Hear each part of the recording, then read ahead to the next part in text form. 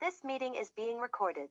Good morning, good afternoon, good evening, folks. Michael Zuber, one rental at a time, talking with a 10-year veteran of Wall Street. How you doing, Taylor? Doing great. Thanks for always having me. This is so much fun. Oh, dude, I have a blast every time. I have no idea if anybody watches our videos, but at least I have a good time. And we have no idea what each other are going to say. We just go back and forth and rant and rave, and it seems to work out. There you go. There you go. Well, hey, something I wanted to talk to you about, because you've traded money, ran money before, is, I guess I'll ask it this way first. How important is following, at least at some level, what is going on in China, the second largest economy out there? Historically speaking, has it been something you watched? You don't really care? Tell me about how you consider China. Oh, I mean, economics at the end of the day are what drives markets, and, stocks, et cetera, being very small pieces of those markets. But nonetheless, economics are what drive it from a top-down perspective. And to your point, the second largest economy in the world is China, and they are this blossoming, or have been throughout the past decade or so, 2 decades, have been this blossoming middle class that's driven so much in the way of demand, et cetera. They're obviously a huge labor supply to the world. They are hugely, hugely impactful and a piece of the supply chain to the entire globe. Hugely important.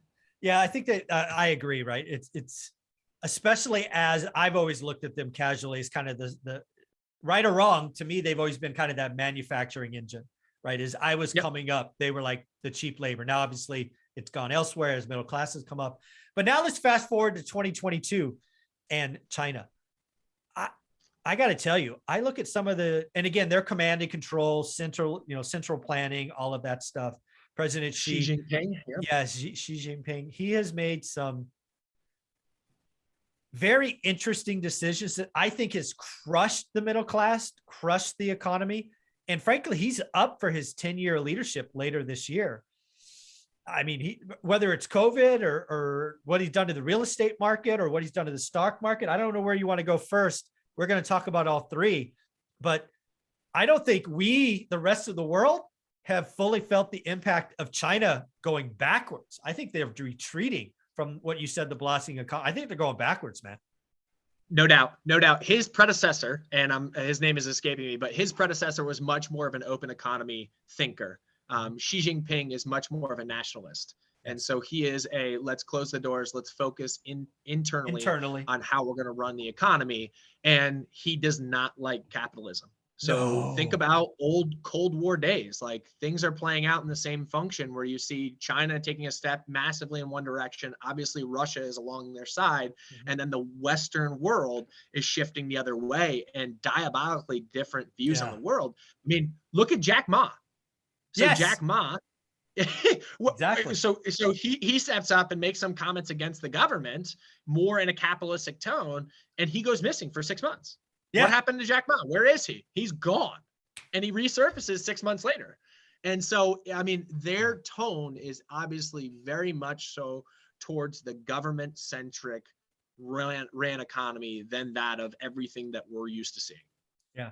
I think, is it called the Greater Society or again? Yeah.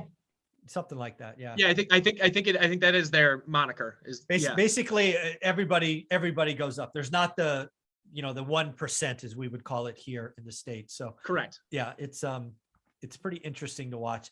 And again, they've gone backwards in so many. So I think they're punishing entrepreneurship. I think that is happening. Would you agree with that statement?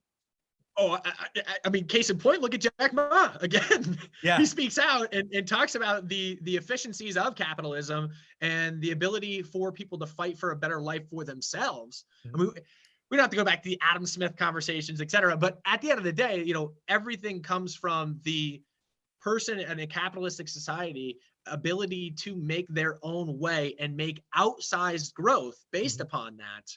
Is really what spurs on innovation and growth. And that's why our country has been the economic leader that it has been.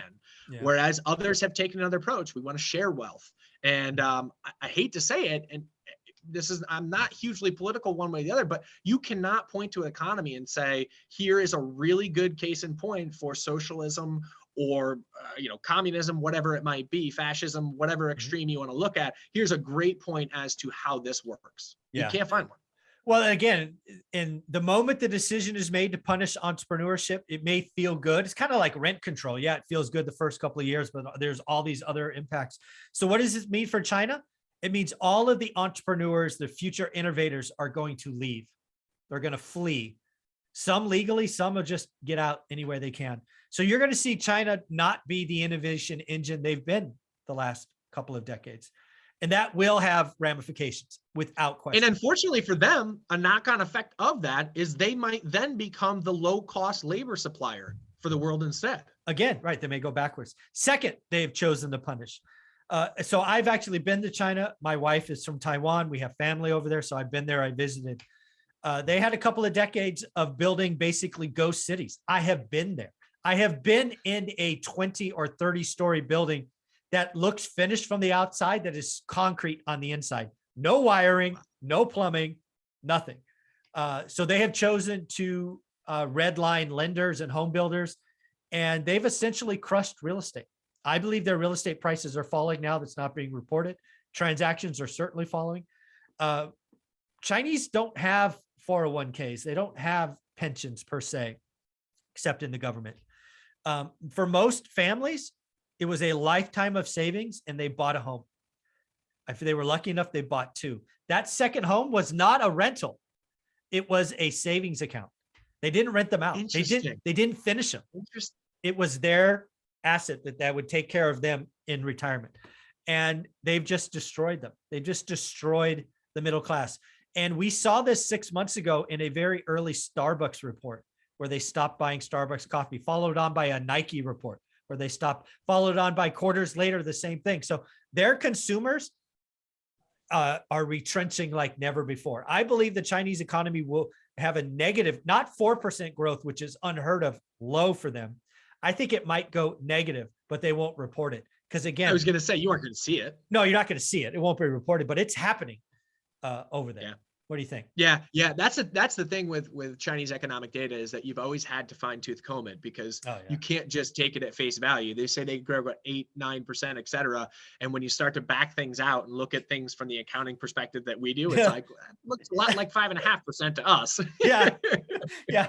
That's a very interesting interpretation of the general ledger. Yeah.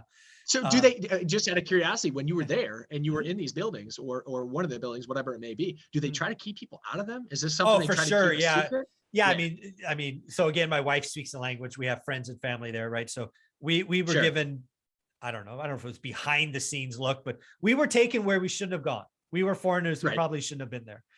And I mean, I've never been to Chernobyl, but I've seen the pictures where it's like there's a park and there's like toys laying. It's kind of felt like that. It's like it was really, really weird. And it doesn't look like Mariupol in Russia right now, because it's not bombed out. It looks it's actually relatively nice. It's just a ghost town. It looks, I mean, from the outside, it could have been New York City. As soon as you got past the skin, it was like, they're like 40% done. There's a lot left to do. That's got to be an eerie feeling. It was bananas. It was weird. So again, I think China, again, I think we're going to see a worldwide recession, meaning worldwide negative GDP growth as we sock out dollars, right? Because again, the central banks from around the world pumped about $2 trillion into the market in 2021. This year, it's estimated that world banks will extract $500 million. However, that's a $2.5 trillion swing. Right. That's got to come out of somewhere. I don't see it. We just got to get through the pain, is my opinion. And I don't think China will be spared. Yeah. And it'll be interesting to see this. And we talked about this for a second, but like, they're entrenching themselves right now with Russia. And they haven't made a full-on play to move towards Russian thinking or supporting them in the war, which if they do that from a monetary standpoint or a troop standpoint, that will be economic disaster, is an understatement as to what that will be for the Chinese economy. What's the difference between what's going on with Russia and China is that China is a massive export economy. Correct. Whereas Russia is not as much of an export economy. Yes, they export energy. Correct. So when we cut the ties to them, that's an energy problem for them, which is 10% of their economy or something like that. But when you look at it from China's perspective, if we were to start to cut ties with them, and sanction them, that would be a massive, massive, massive hit because they are so reliant upon their export economy. Yeah, that's exactly why she won't do it. She will Correct. not. Yeah, I don't. Not happening. It would be economic suicide. Suicide. Yeah, it would be a problem. Well, this has been a lot of fun. I love speaking with you and see what's going on. Again, where can people find you? Yep. Follow us at Life Goal Investments on Instagram. We're on all the platforms, but we're most constant on Instagram. So again, it's at Life Goal Investments. Awesome. Thanks, Taylor. You're the man, Michael. Thank you.